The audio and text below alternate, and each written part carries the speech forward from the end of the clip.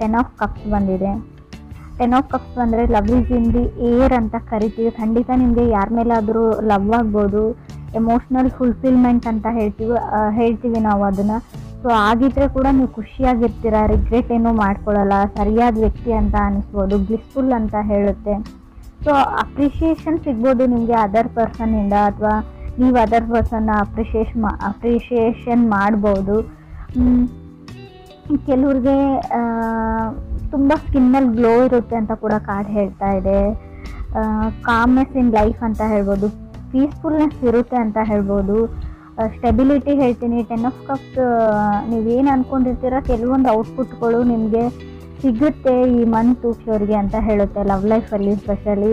So offers ಬರುತ್ತೆ, proposals ಬರುತ್ತೆ ನಿಮಗೆ, ಚೆನ್ನಾಗಿರೋ ಮನೆತನ, ಚೆನ್ನಾಗಿರೋ ಫ್ಯಾಮ್ಲಿ ಕಡೆಯಿಂದ ಆಫರ್ಸ್ ಬರುತ್ತೆ ಅಂತ ಕೂಡ ಹೇಳ್ಬೋದು.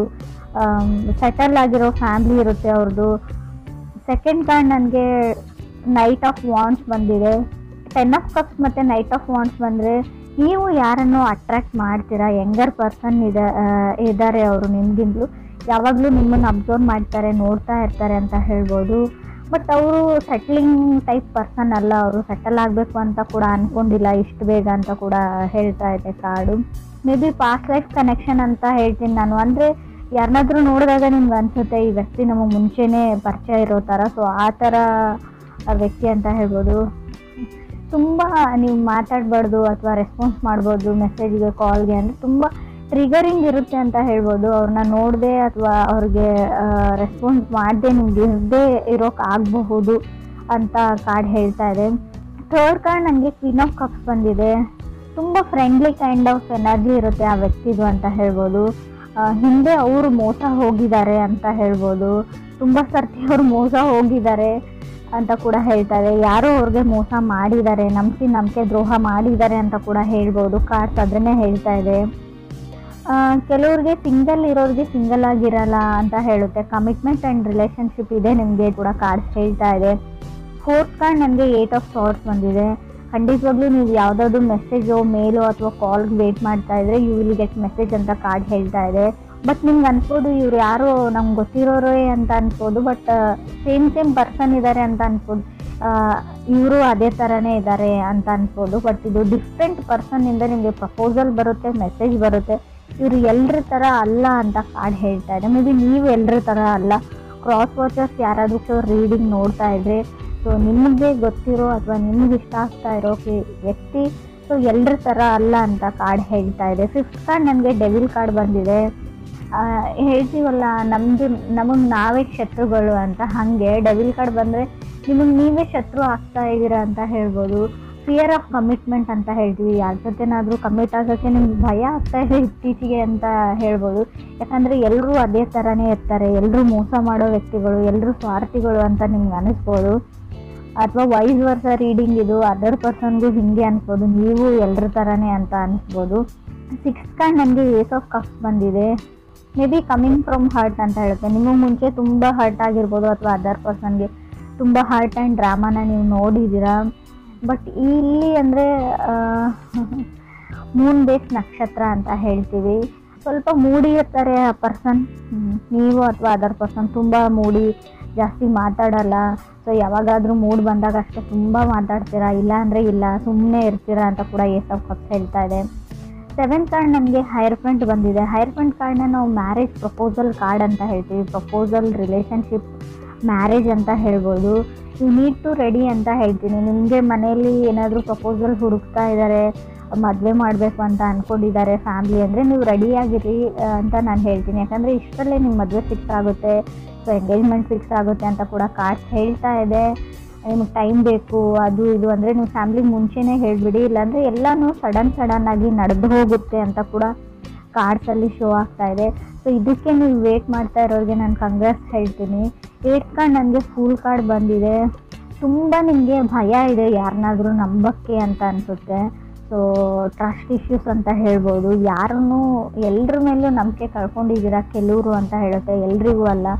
ಫೂಲ್ ಕಾರ್ಡ್ ಮೇ ಬಿ ನೀವು ಸ್ಟೂಡೆಂಟ್ಸ್ ಆಗಿದ್ದರೆ ಅಥವಾ ಸೊ ನಾರ್ಮಲಿ ಏನಾದರೂ ಸ್ಟಡೀಸ್ ಮಾಡ್ತಾಯಿದ್ರೆ ಓವರ್ ಕಾನ್ಫಿಡೆಂಟಲ್ಲಿ ಏನನ್ನೂ ಹೇಳಕ್ಕೆ ಹೋಗಬೇಡಿ, ಮಾಡೋಕ್ಕೆ ಹೋಗಬೇಡಿ ಅಂತ ಹೇಳ್ತೀನಿ. ಸಜೆಷನ್ ಥರ ತೊಗೊಳ್ಳಿ ನೀವು. ಹೇಳ್ತಾರಲ್ವ ನೆಲ ನೋಡ್ಕೊಂಡು ನಡೀರಿ ಅಂತ. ಸೊ ಹಾಗೆ 9th ಕಾರ್ಡ್ ನನಗೆ ಲವರ್ಸ್ ಕಾರ್ಡ್ ಬಂದಿದೆ. ಸೊ ನೀವೆಷ್ಟೇ ಈ ವ್ಯಕ್ತಿಯಿಂದ ದೂರ ಹೋಗಬೇಕು ಅಂತ ಅಂದ್ಕೊಂಡ್ರು ಕೂಡ ಅಷ್ಟೇ ಹತ್ತಿರ ಆಗ್ತೀರಾ. ಲಾ ಆಫ್ ಅಟ್ರಾಕ್ಷನ್ ಹಂಗೆ ವರ್ಕ್ ಆಗ್ತಾ ಇದೆ.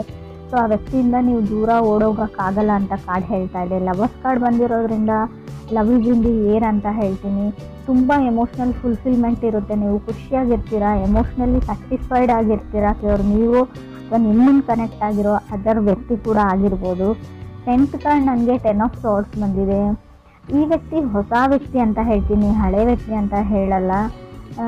ಫೀಲಿಂಗ್ಸ್ ಇದೆ ಅದರ್ ಪರ್ಸನ್ಗೆ ನಿಮ್ಮ ಮೇಲೆ ಅಂತ ಸ್ಟ್ರಾಂಗ್ ಆಗಿ ಶೋ ಆಗ್ತಾ ಇದೆ ಕಾರ್ಡ್ಸಲ್ಲಿ. 10 ಆಫ್ ಸಾರ್ಡ್ಸ್ ಇರೋದ್ರಿಂದ ಮೇ ಬಿ ಹೊಸ ಮನೆ, ಹೊಸ ವ್ಯಕ್ತಿ, ಹೊಸ ಫ್ಯಾಮಿಲಿ ಅಂತ ಹೇಳ್ಬೋದು. 11th ಕಾರ್ಡ್ ನನಗೆ 4 ಆಫ್ ಕಪ್ಸ್ ಬಂದಿದೆ. ಕಾಂಪ್ರಮೈಸಿಂಗ್ ಅಂತ ಹೇಳ್ಬೋದು. ತುಂಬ ಜನ ನಿಮ್ಮನ್ನು ಚೇಂಜ್ ಮಾಡೋಕ್ಕೆ ಟ್ರೈ ಮಾಡ್ತಾರೆ ಇವರಿಗೆ ಅಂತ ಕೂಡ ಕಾರ್ಡ್ ಹೇಳ್ತಾ ಇದೆ. ಹಿಂಗಿರಬೇಡ ಹಂಗಿರು ಅಂತ ಹೇಳ್ಬೋದು. ಸೊ ಅದರ್ ಪರ್ಸನ್ನ ನೀವು ಚೇಂಜ್ ಮಾಡೋಕ್ಕೆ ಟ್ರೈ ಮಾಡ್ಬೋದು, ಅಥವಾ ನೀವು ಕನೆಕ್ಟ್ ಆಗಿರೋ ವ್ಯಕ್ತಿ ನಿಮ್ಮನ್ನು ಚೇಂಜ್ ಮಾಡೋಕ್ಕೆ ಕೂಡ ಟ್ರೈ ಮಾಡ್ಬೋದು ಅಂತ ಕಾರ್ಡ್ಸಲ್ಲಿ ಶೋ ಆಗ್ತಾ ಇದೆ. 12th ಕಾರ್ಡ್ ನನಗೆ ಟವರ್ ಕಾರ್ಡ್ ಬಂದಿದೆ. ನಾನು ಆಲ್ರೆಡಿ ಹೇಳಿದ್ದೀನಿ, ನಮ್ಮ ಮೈಂಡೇ ನಮ್ಮ ಶತ್ರು ಅಂತ. ಮೈಂಡ್ ಈಸ್ ದಿ ಎನಿಮಿ ಅಂತ ಕಾರ್ಡಲ್ಲಿ ಶೋ ಆಗ್ತಾ ಇದೆ. 7th ಹೌಸ್ ಲಾರ್ಡ್ನ ನೋಡೋದಾದರೆ ಡಿಪೆಂಡಿಂಗ್ ಆನ್ ದಶಾ ಅಂತ ಹೇಳ್ತೀವಿ, ನಿಮ್ಮ ದಶಾ ಭುಕ್ತಿ ಯಾವ ಥರ ನಡೀತಾ ಇದೆ. ಸೊ ಆದಷ್ಟು ನೀವು ಮೈಂಡ್ನ ಮಾತು ಕೇಳಿದೆ, ಸೊ ಮನಸ್ಸಿನ ಮಾತು ಕೇಳಿ ಡಿಸೈಡ್ ಮಾಡಿ. ಈ ಮಂತು ಬರೀ ಎಲ್ಲ ಮಂತು ಅಲ್ಲ ಅಂತ ಹೇಳ್ತೀನಿ, ಸ್ಪೆಷಲಿ ಈ ಮಂತ್ ಅಷ್ಟೇ ನೀವು ಮನಸ್ಸಿನ ಮಾತನ್ನ ಕೇಳಿ ಅಂತ ಕಾರ್ಡ್ ಹೇಳ್ತಾ ಇದೆ. ಫೂಲ್ ಕಾರ್ಡ್ ಜೊತೆ ಲವರ್ಸ್ ಕಾರ್ಡ್ ಬಂದರೆ ಸೊ ನಾವು ಹೇಳ್ತೀವಿ ತುಂಬ ಫ್ರೀ ಲಿಬ್ರೇಟೆಡ್ ಪರ್ಸನ್ ಅಂತ ಹೇಳ್ಬೋದು. ಜಾಸ್ತಿ ಯಾವುದನ್ನು ಯೋಚನೆ ಮಾಡಲ್ಲ ಅವರು ಅದರ್ ಪರ್ಸನ್ನು. ಸೊ ಹ್ಯಾಪಿ ಆಗಿರುವಂಥ ವ್ಯಕ್ತಿ ಅಂತ ಅನಿಸುತ್ತೆ. ಹಳೆದೆಲ್ಲ ಮನಸ್ಸಲ್ಲಿ ಇಟ್ಕೊಳ್ಳೋ ಅಂಥ ವ್ಯಕ್ತಿ ಅಲ್ಲ. ತುಂಬ ಚೈಲ್ಡಿಶ್ ಎನರ್ಜಿ ಕೂಡ ಇದೆ ಅಲ್ಲಿ. ಸೊ ಚಿಕ್ಕ ಮಕ್ಕಳ ಥರ ಆಡುವಂಥ ವ್ಯಕ್ತಿ ನೀವು ಅಥವಾ ಅದರ್ ಪರ್ಸನು. ತುಂಬ ಕಾಮಾಗಿರ್ತಾರೆ ಅವರು. ಲೈಫ್ನ ಚಿಕ್ಕ ಪುಟ್ಟ ವಿಷಯನಾಗಲಿ ಎಂಜಾಯ್ ಮಾಡ್ತಾರೆ, ಯಾವಾಗಲೂ ನಗ್ತಾ ಇರ್ತಾರೆ. ಸೊ ಆ ಥರ ವ್ಯಕ್ತಿಯಿಂದ ನಿಮಗೆ ಪ್ರಪೋಸಲ್ ಬರುತ್ತೆ. ರಿಲೇಷನ್ಶಿಪ್ನ ಹೇಳ್ತೀನಿ ನಾನು, ಮ್ಯಾರೇಜ್ನ ಹೇಳ್ಬೋದು. ಸೊ ಎಲ್ಲೂ ನನಗೆ ಬ್ರೇಕಪ್ ಅಂತ ಎಲ್ಲೂ ಕಾಣಿಸ್ತಾ ಇಲ್ಲ ಕಾರ್ಡ್ಸಲ್ಲಿ. ಸೊ ನಿಮ್ಮದು ಬ್ರೇಕಪ್ ಆಗಿದ್ದರೆ ಫುಲ್ ಕಾರ್ಡ್ ಇರೋದ್ರಿಂದ ಮೇ ಬಿ ರೀಕನ್ಸಿಲೇಷನ್ ಕೂಡ ಆಗುವಂಥ ಚಾನ್ಸಸ್ ಇದೆ. ಇನ್ ಕೇಸ್ ನೀವು ಕಮ್ಯುನಿಕೇಷನ್ ಮಾಡೋಕ್ಕೆ ಟ್ರೈ ಮಾಡಿದರೆ, ಸೊ ಹಾಯ್ ಅಂತನಾದರೂ ಮೆಸೇಜ್ ಕಳಿಸಿದರೆ, ಸೊ ಒಂದು ಸರ್ತಿ ಟ್ರೈ ಮಾಡಿದರೆ ಪ್ಯಾಚಪ್ ಆಗೋ ಚಾನ್ಸಸ್ ಇದೆ. ಲವರ್ಸ್ ಕಾರ್ಡ್ ಇರೋದ್ರಿಂದ ರೀಕನ್ಸಿಲೇಷನ್ ಇಲ್ಲೂ ನಾನು ಸ್ಟ್ರಾಂಗ್ ಆಗಿ ಹೇಳ್ತೀನಿ. ನಿಮ್ಮ ಎಕ್ಸು ನಿಮ್ಮ ಲೈಫಲ್ಲಿ ಮತ್ತೆ ವಾಪಸ್ ಬರ್ತಾರೆ. ಸೊ ಹಾಗೆ ಹೊಸ ವ್ಯಕ್ತಿನೂ ಬರ್ತಾರೆ. ಲವರ್ಸ್ ಕಾರ್ಡ್ ಅಂದರೆ 2 ಆಪ್ಷನ್ಸ್ ಇರುತ್ತೆ, ನೀವು ಯಾವುದನ್ನು ಚೂಸ್ ಮಾಡ್ಕೊಳ್ತೀರಾ ಅನ್ನೋದು ಕೂಡ ನಿಮ್ಮ ಮೇಲೆ ಬಿಟ್ಟಿರುತ್ತೆ ಅಂತ ಕೂಡ ಕಾರ್ಡ್ಸ್ ಹೇಳ್ತಾ ಇದೆ. ಗುಡ್ ನ್ಯೂಸ್ ಅಂತ ಹೇಳ್ತೀನಿ ನಾನು. ಮೂನ್ ಬೇಸ್ ನಕ್ಷತ್ರ, ಸೊ ಮೇ ಬಿ ಸ್ವಲ್ಪ ಮೂಡಿ ಇರ್ತಾರೆ ಅವರು, ಆ ವ್ಯಕ್ತಿ ಅಥವಾ ನೀವು ಮೂಡಿ ಇರ್ಬೋದು ಅಂತ ಹೇಳುತ್ತೆ. ಫಸ್ಟ್ ಕಾರ್ಡ್ ಪ್ರಕಾರ ನೋಡೋದಾದರೆ 10 ಆಫ್ ಕಪ್ಸ್ ಬಂದಿರೋದ್ರಿಂದ ಯಾರ್ಯಾರು ಸಿಂಗಲ್ ಇದ್ದೀರಾ, ಸೊ ಅವರಿಗೆ ಖಂಡಿತವಾಗ್ಲೂ ಸಮ್ಮನ್ ಸ್ಪೆಷಲ್ ಥರ ವ್ಯಕ್ತಿ ನಿಮ್ಮ ಲೈಫಲ್ಲಿ ಬರ್ತಾರೆ ಈ ಮಂತು ಅಂತ ಹೇಳಿ ತುಂಬ ಜನನ ನೀವು ಅಟ್ರ್ಯಾಕ್ಟ್ ಮಾಡ್ತೀರಾ. ತುಂಬ ಜನ ಫ್ರೆಂಡ್ಲಿ ಟೈಪ್ ಆಫ್ ಎನರ್ಜಿ ಇರೋದ್ರಿಂದ ತುಂಬ ಜನ ಒಂದು ಗ್ರೂಪ್ ಥರ ಇರುತ್ತೆ ನಿಮ್ಮದು. ಯಾರನ್ನು ನೀವು ಚೂಸ್ ಮಾಡ್ಕೊಳ್ತೀರಾ ಅನ್ನೋದು ಕೂಡ ನಿಮ್ಮ ಮೇಲೆ ಬಿಟ್ಟಿರೋದು ಅಂತ ಅನಿಸುತ್ತೆ ನನಗೆ. 8 ಆಫ್ ಸಾರ್ಡ್ಸ್ ಕಾರ್ಡ್ ಇರೋದ್ರಿಂದ ಖಂಡಿತವಾಗ್ಲೂ ಕಮ್ಯುನಿಕೇಷನ್ನ ನಾನು ಹೇಳ್ತೀನಿ. ನೀವು ಯಾವುದಾದ್ರೂ ಮೆಸೇಜ್ಗೂ ಅಥವಾ ಕಾಲ್ಗೂ ವೇಟ್ ಮಾಡ್ತಾ ಇದ್ದರೆ you will get a message ಅಂತ ಕಾರ್ಡ್ ಹೇಳ್ತಾ ಇದೆ. ಬಟ್ ಡಿಫ್ರೆಂಟ್ ಒನ್ ಅಂದರೆ ನೀವು ಎಕ್ಸ್ಪೆಕ್ಟ್ ಮಾಡಿರೋ ವ್ಯಕ್ತಿಯಿಂದ ಮೆಸೇಜ್ ಬರುತ್ತೋ ಇಲ್ವೋ ಗೊತ್ತಿಲ್ಲ. So somebody from different person ಅಂತ ಹೇಳ್ತಾ ಇದೆ. ಪಾಸ್ಟ್ ಲೈಫ್ ಕನೆಕ್ಷನ್ ಹೇಳ್ತೀನಿ ನಾನು ಡೆವಿಲ್ ಕಾರ್ಡ್ ಇರೋದ್ರಿಂದ.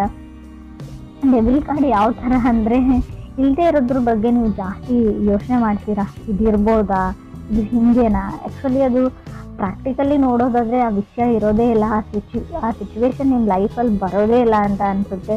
ಸೊ ತುಂಬ ನೆಗೆಟಿವ್ ಅಥವಾ ಟಾಕ್ಸಿಕ್ ಥಿಂಕಿಂಗ್ನ ಬಿಡಿ ಅಂತ ಹೇಳ್ತೀನಿ.